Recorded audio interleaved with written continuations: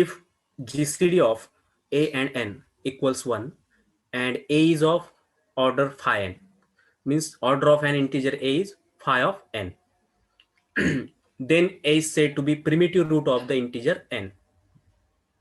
Then we say that a is a primitive root of the integer n. So as we see in here example, 3 is primitive root of 7, as 3 to the power 5 of 7 is congruent to 1 modulo 7.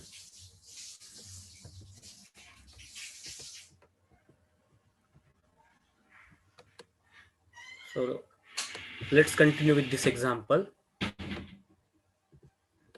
Show that if fn equals to 2 to the power 2n plus 1, where n is greater than 1, is a prime, then 2 is not a primitive root of fn. So here we have to show that 2 is not a primitive root of fn, where fn is what? 2 to the power 2 raised to n plus 1. N is greater than 1. So let's proceed. From the factorization, 2 raised to 2 to the power n plus 1 minus 1. This term can be factorized as 2 to the power 2 raised to n minus 1 plus 2 to the power 2 to the power n plus 1. So this means 2 to the power 2n plus 1 divides 2 to the power 2n minus, sorry, 2 to the power 2n plus 1 minus 1. Okay, it means this term divides 2 to the power 2 to the power n plus 1 minus 1. So as it divides this term, this implies 2 to the power 2 to the power n plus 1 minus 1 is congruent to 0 modulo 2 to the power 2 to the power n plus 1.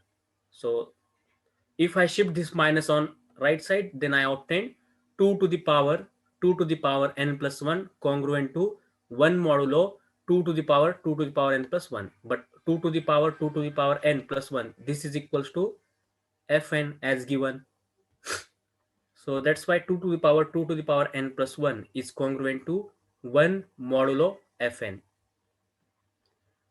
This implies that order of 2 modulo fn is 2 to the power n plus 1 by definition of an order of an integer modulo n. This 2 has an order 2 to the power n plus 1. So here fn is given quantity 2 to the power 2n plus 1. So here they assume fn is composite number. Suppose if we assume fn as a primitive number, means this 2 to the power 2n plus 1 for n greater than 1, if this quantity equals for some value of n prime number, then what happen? So let's assume this case. So if we are letting fn as a prime number, then phi of fn is equals to fn minus 1, as for any prime p, phi of p is equals to p minus 1. So this is equals to 2 to the power 2n plus 1. This is value of fn minus 1. So 1 minus 1 0, which is equals to 2 to the power 2 to the power n. And by mathematical induction on n, it is clear that 2 to the power 2n is greater than 2 to the power n plus 1. So this quantity 2 to the power 2n is greater than 2 to the power n plus 1 by induction on n. So whenever n is greater than 1. Thus, order of 2 modulo fn is smaller than phi of fn, and hence by definition of primitive root, 2 cannot be primitive root of fn. Why? Because here I found 2 to the power n plus 1. This term means this number which is less than its order, sorry, which is less than what? Its order 2 to the power 2n. So by definition of primitive root, 2 cannot be a primitive root of fn, because what is in definition here I explain, a to the power phi n is congruent to 1 modulo n. When this happen, then phi n is, sorry, then a is primitive root of n. Okay, but extra condition what? When there exists such k less than phi n, then a to the power k is incongruent to 1 modulo n. Okay, so when So for any k, if there exists some k less than phi n, then only we say that a is primitive root of n. If there exists some k which is greater than phi n, then we could not say that a is primitive root of n. Same thing here happened. Here I found a greater number than its order 2 to the power n plus 1, which was that 2 to the power 2n, which satisfy this integer phi of fn for prime p is congruent to 1 modulo fn. So that's why it is a contradiction, or we can say by definition of primitive root 2 cannot be primitive root of fn. So definition 11 means this definition primitive root.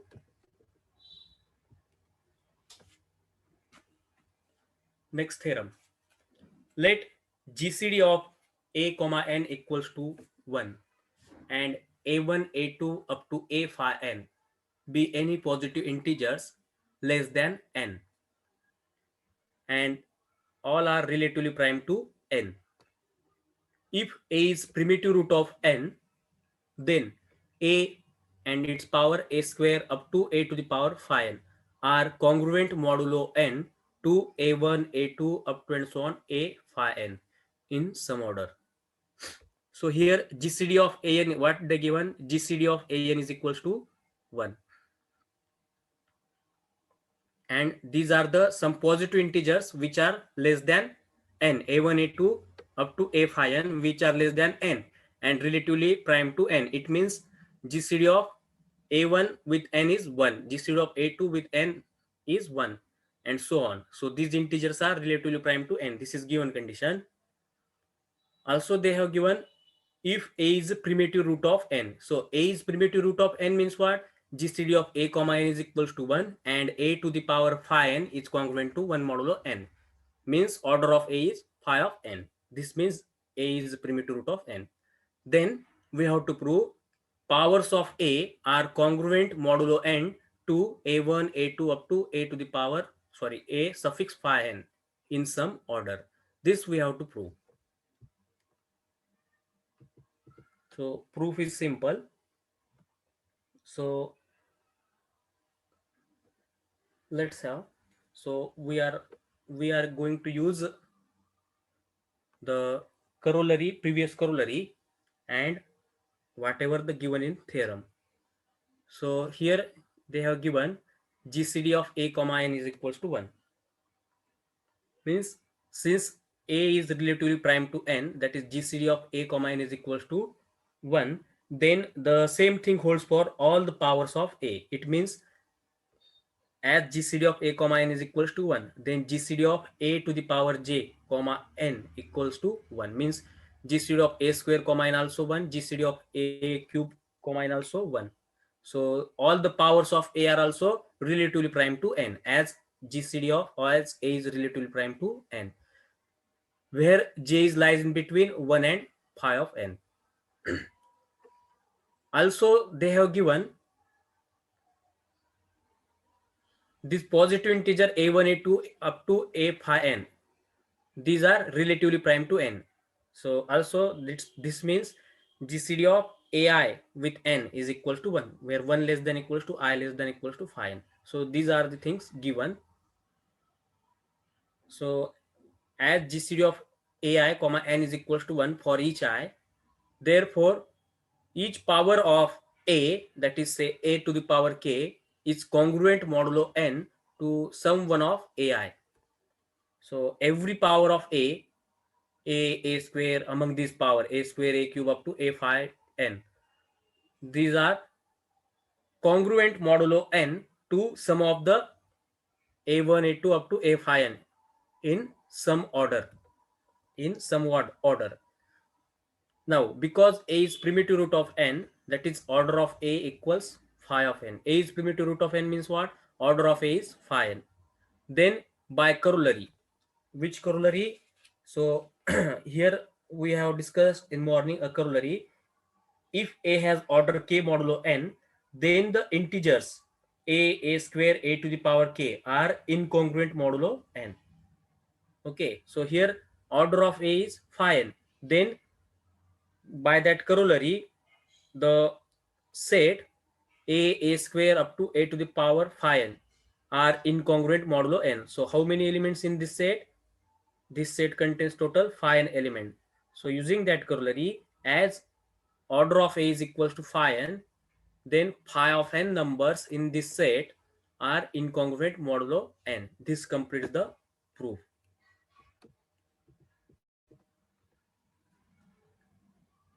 Next corollary.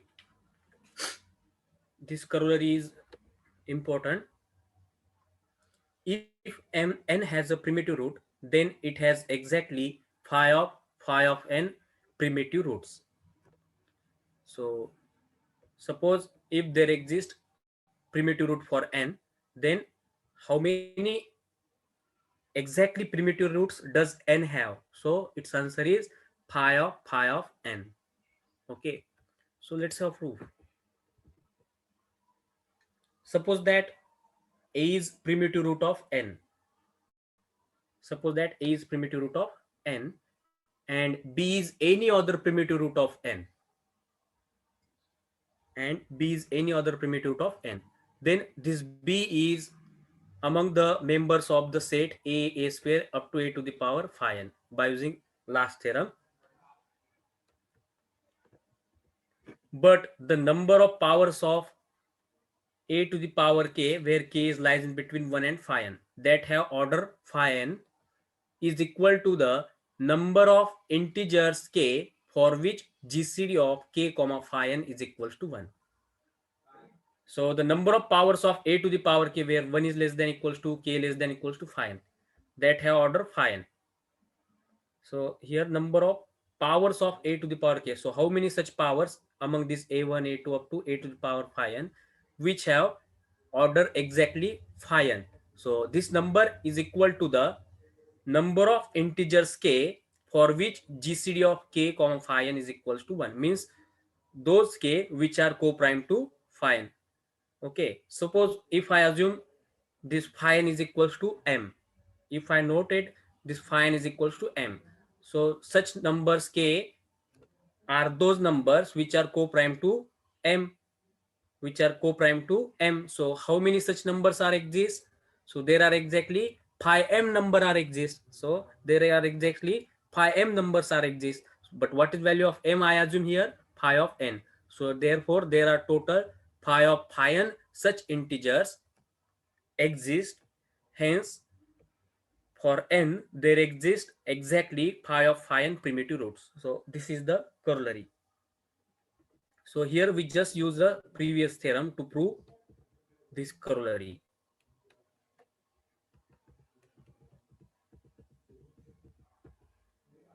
Now let's have one example. Assume a is equals to 2 and n is equals to 9. Then suppose if we wish to check whether 2 is primitive root of n or not. So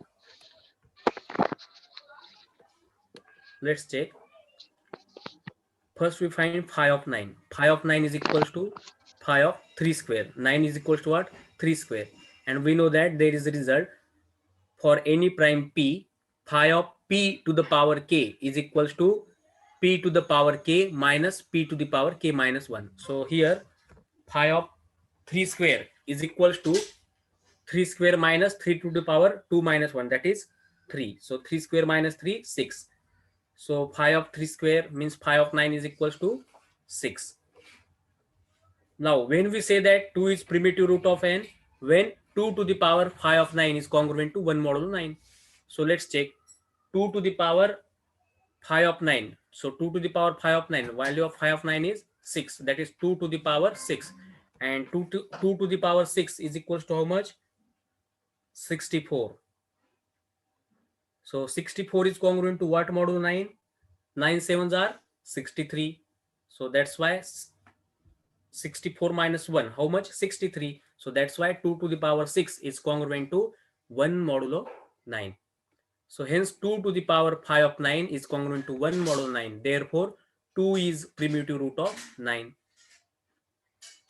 Since phi of 9 is equals to 6, then the first 6 powers of 2 must be congruent modulo n in some order to the positive integers less than 9. Now, this statement is illustrating the previous theorem.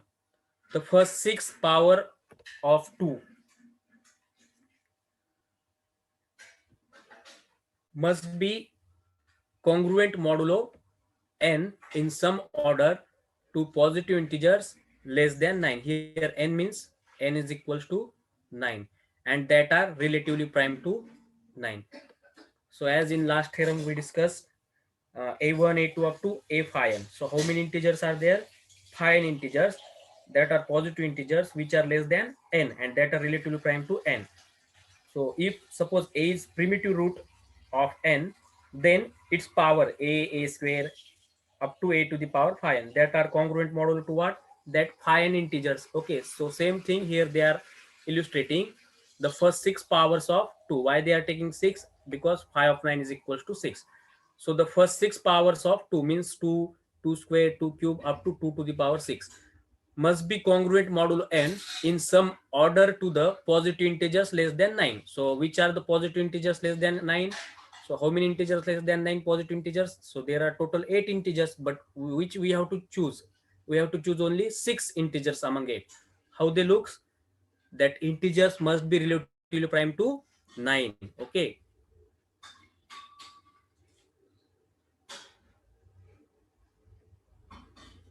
Now the integers less than 9 and relatively prime to 9 are 1, 2, 4, 5, 7 and 8. And 2 to the power 1 is congruent to, okay, now you can so which are that 6 integer? 1, 2, 4, 5, 7 and 8. So these are the relatively prime 6 integers which are relatively prime to 9 and congruent to first 6 powers of 2. So here 2 to the power 1 is congruent to this integer 2. Okay, so 2 square, second power is what? 2 square. 2 square is congruent to what? 2 square is congruent to 4. So here I am calculating first 6 power. Which are they? 2 to the power 1, 2 square, 2 cube, 2, 4, 2 to the power 5, 2 to the power 6. Okay, so 2 to the power 1 is congruent to 2 modulo 9. 2 square is congruent to 8. 8 is congruent to what? 8 modulo 9. Okay, similarly 2 to the power 4. 2 to the power 4 is congruent to 7 modulo 9. 2 to the power 5 is 32. 32 is congruent to what modulo 9? 9 3s are 27. So 2 to the power 5 is congruent to 5 modulo 9. So also 2 to the power 6 is congruent to 1 modulo 9. So all the first power 2 to the power 1, 2 square, 2 cube up to 2 to the power 6. These are congruent to some of the 6 integers less than 9 and relatively prime to 9. Now what the last corollary says?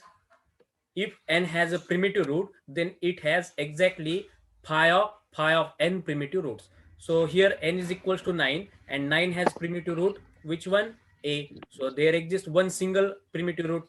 A is equals to 2. So that's why now we wish to find how many such primitive root exist for this number 9. So by using that theorem, corollary, there are exactly phi of 9.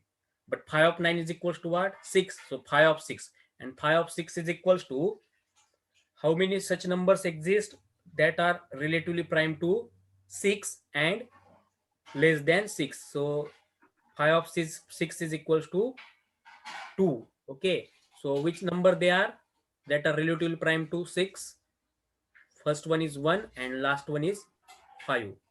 So these two numbers. Okay, that's why phi of 6 is equals to 2.